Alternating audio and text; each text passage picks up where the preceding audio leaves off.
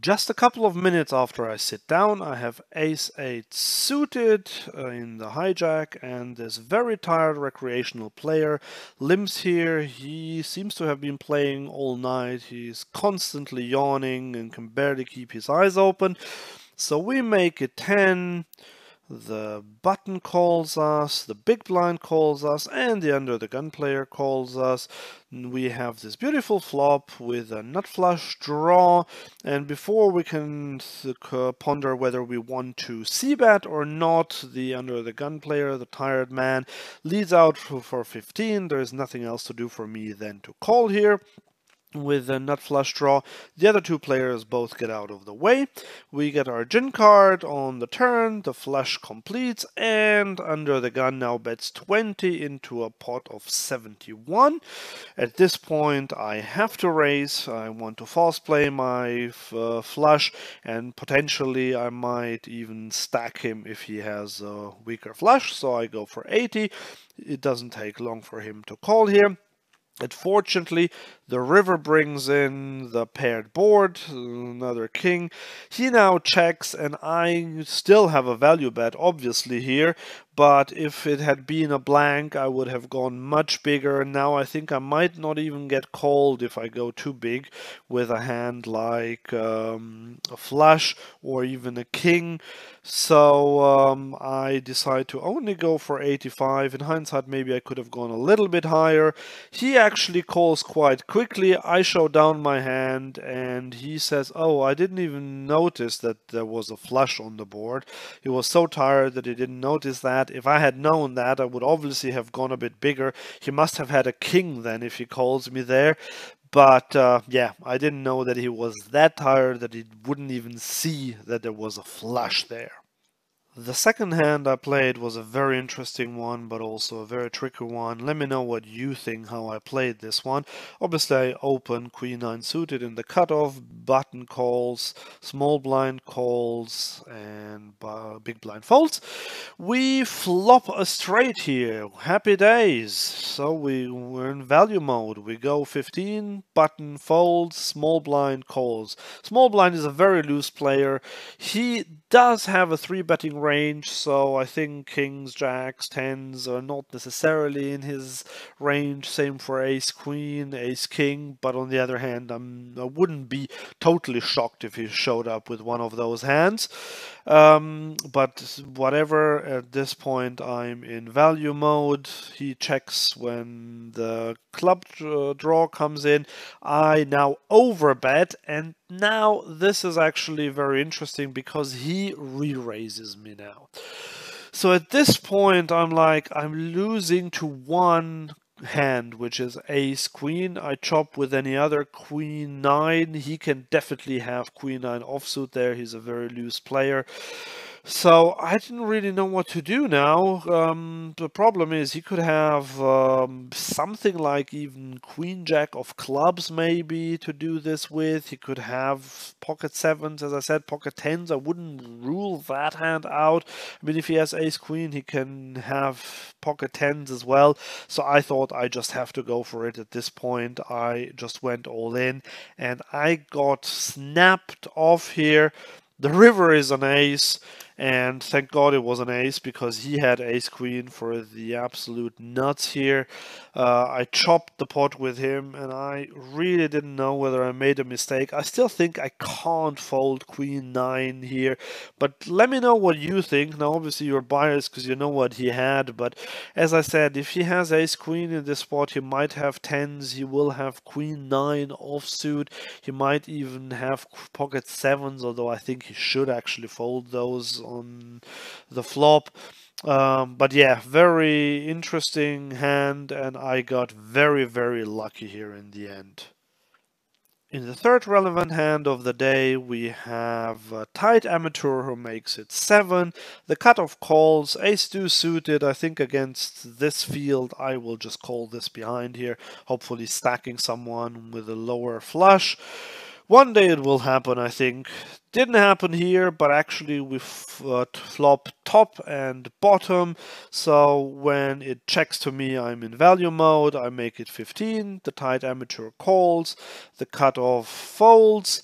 Now this is pretty much a brick here. The 8 of clubs. He checks to me again. I go for the big overbet. Actually, I didn't realize I overbet so big here.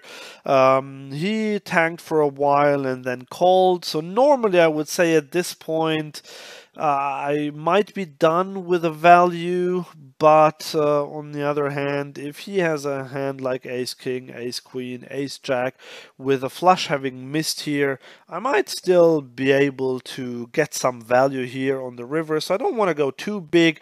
I go just about half pot here, because I still think that he might put me on a missed flush draw and call with a good ace there, but I know this is quite thin here, and in hindsight I'm not sure if I should have done it. But then he just calls, and he doesn't even call quickly, and he shows a set of sixes. Yeah, I mean, I got away here, and I'm just surprised that he didn't bet or raise at any point in this hand. I mean, this is quite mad. Obviously, I would fold here if I got check raised, but that's not the point. I'm just really surprised that he played this so passively, but I guess he got quite a bit of money out of me by this. But yeah, if I had known that he plays a set this passively, I would probably have just checked behind on the river. When a tag raises to 7 here under the gun, there's nothing else for me to do with pocket 5s than call. I think a raise would be too loose, and I don't want to fold. We go heads up to a flop. Flop bottom set. He makes it 7. I thought of raising here, but I decided to just call and keep his bluffs in. When the king of clubs comes, now there's a flush draw on the board. He bets half pot, so I think he probably has something now. This is a good time to raise. He calls pretty quickly.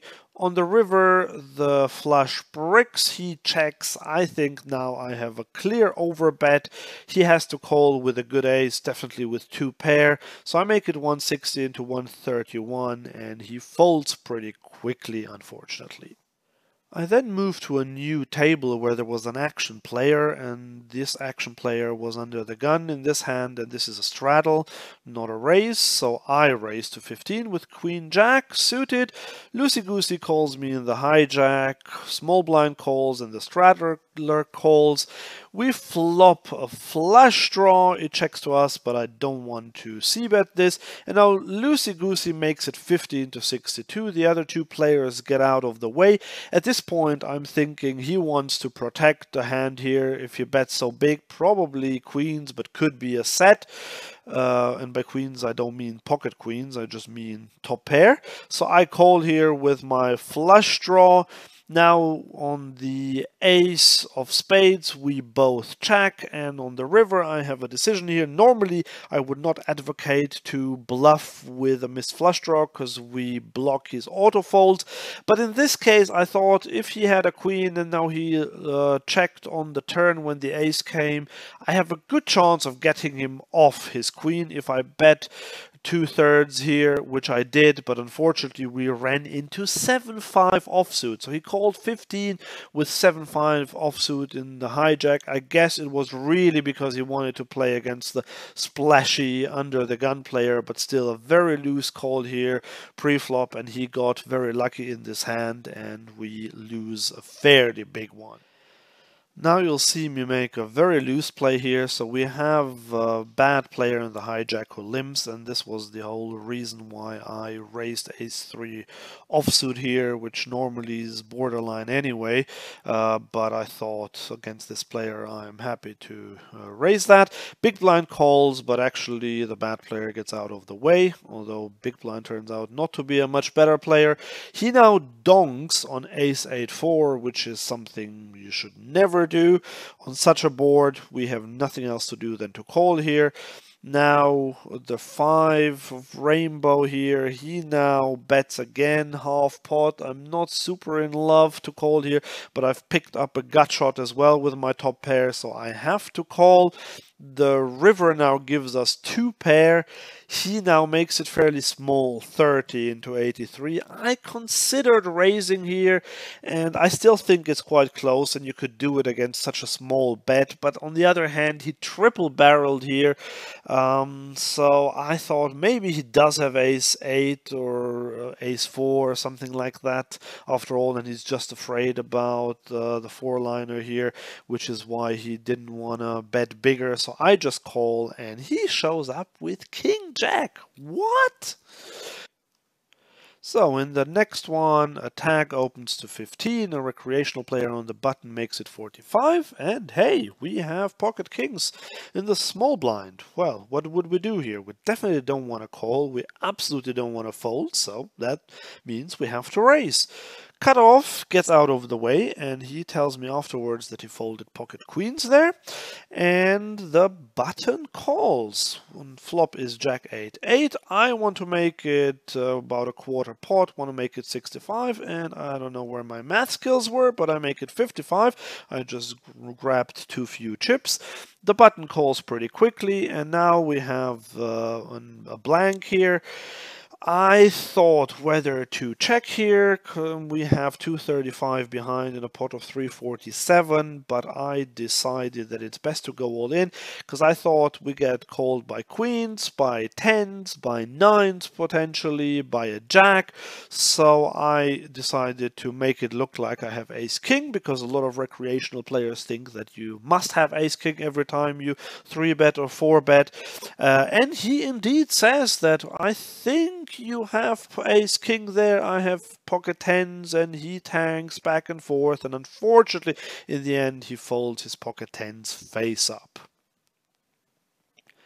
In the meantime, a good pro comes to the table and he makes it 8 from under the gun. We have pocket queen, so we make it 25 in the cutoff. The big blind, who is a real fun player, cold calls here, and then the pro decides to make it 95. Now, this can of course be a strong hand, but if a pro does that once there is a cold caller of the 3-bet there and he knows that I'm also a pro, then I think that he can have a fairly wide range there.